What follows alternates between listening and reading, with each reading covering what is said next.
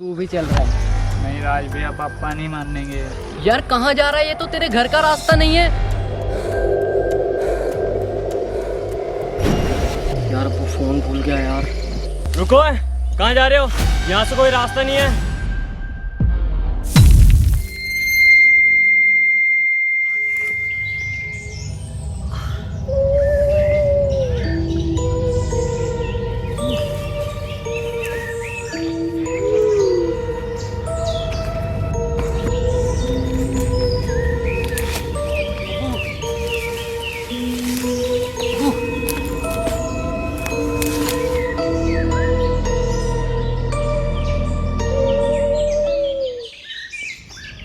अबू, अबू, अबू, अबू।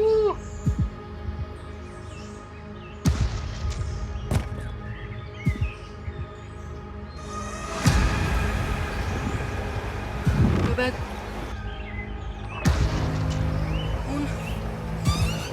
अबू, अबू।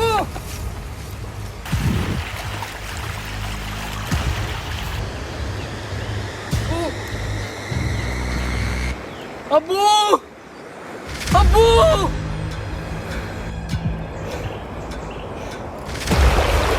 राज! अबू, राज!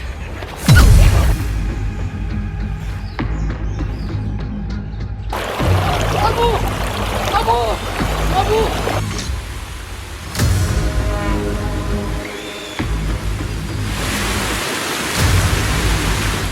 वहां तो बहुत तेज है, मैं इसे पार नहीं कर पाऊंगा। मुझे कोई और रास्ता ढूंढना होगा।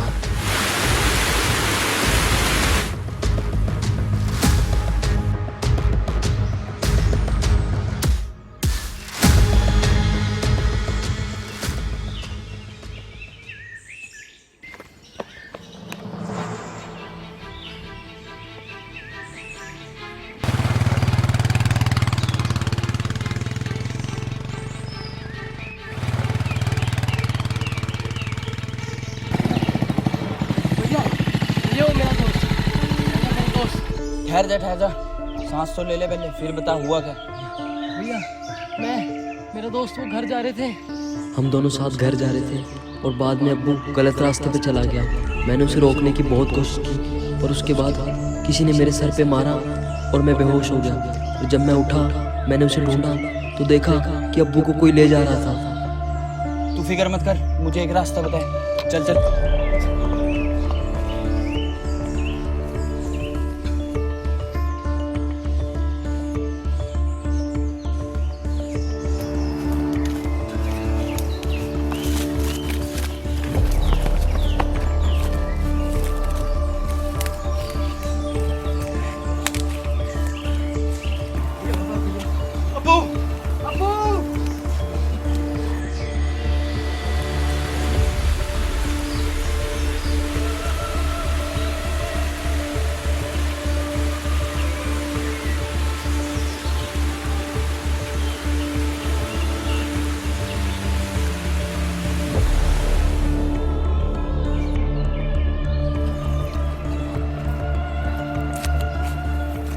अगर ऐसे ही ढूंढते रहे तो बहुत अंधेरा हो जाएगा। ऐसा करो, तुम इधर ढूंढो, मैं इधर ढूंढूं। जैसे ही कुछ दिखे मुझे आवाज लगा देना।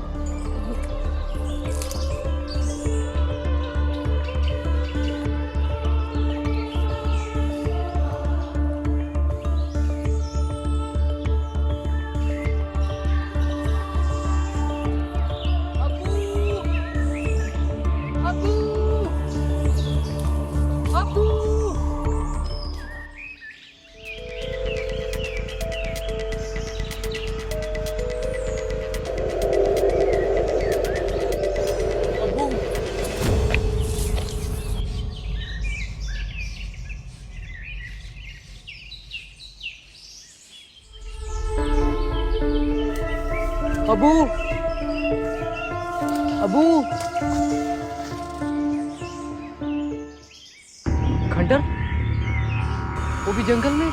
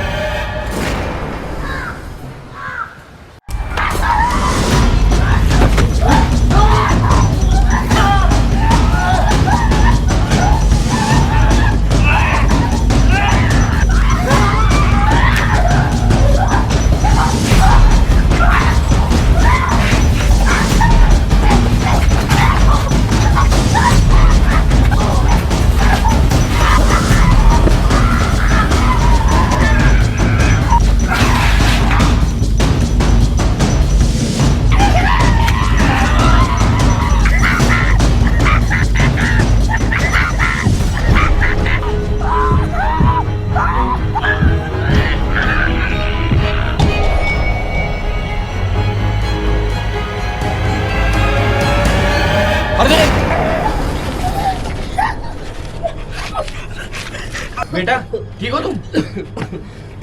ठीक हो? कौन है ये पागल? तुम्हारा दोस्त कहाँ है?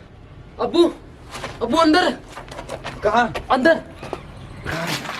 अब्बू, अब्बू, उठ, खोलो भैया खोलो।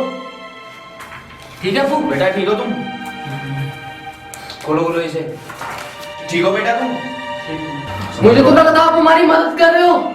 कौन है ये पागल? बेटा ये हरदेव है। हमेशा जो चीज जैसी दिखती है वैसी होती नहीं। कभी इनकी भी हमारी तरह नॉर्मल लाइफ थी।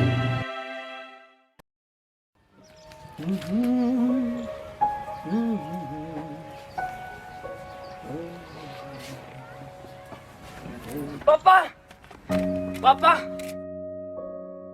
हाँ बेटा इधर हूँ। पापा देखो मेरा रिजल्ट आ गया। अरे वाह, दिखा कितने नंबर हैं।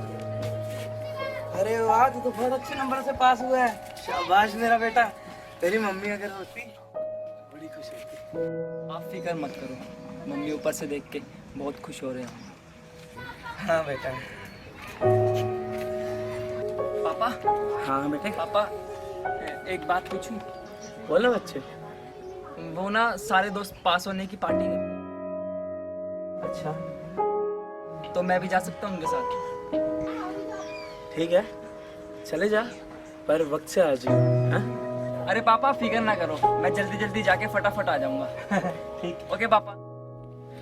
बेटा रुक, एक मिनट है।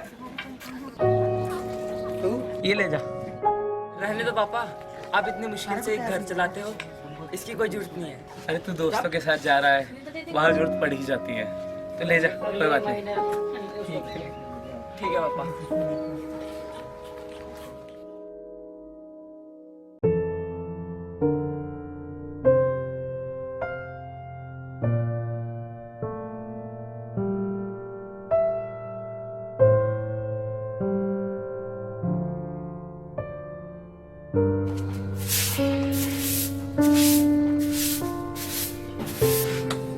बड़ी शाम हो गई, गोपाल नहीं आया। उस रात हरदेव के घर पुलिस आई और उन्होंने बताया कि गोपाल ने पार्टी में किसी लड़की के साथ छेड़खानी की। लोगों ने उसे बहुत मारा और उसने हॉस्पिटल जाने से पहले ही अपना दम तोड़ दिया। और बाद में पता लगा कि गोपाल पे लगाया गया इल्ज़ाम झूठा था। और उस हादसे के बाद इन्हें बहुत बुरा सदमा लगा।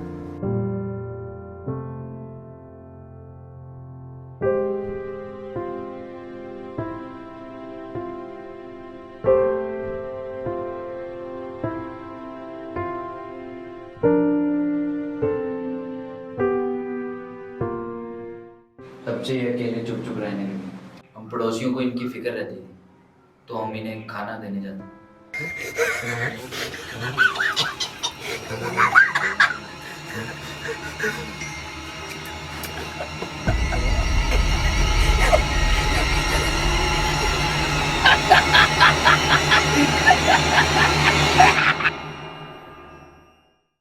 लेकिन जब मैं वहाँ एक दिन पहुँचा तो ये वहाँ थे ही नहीं।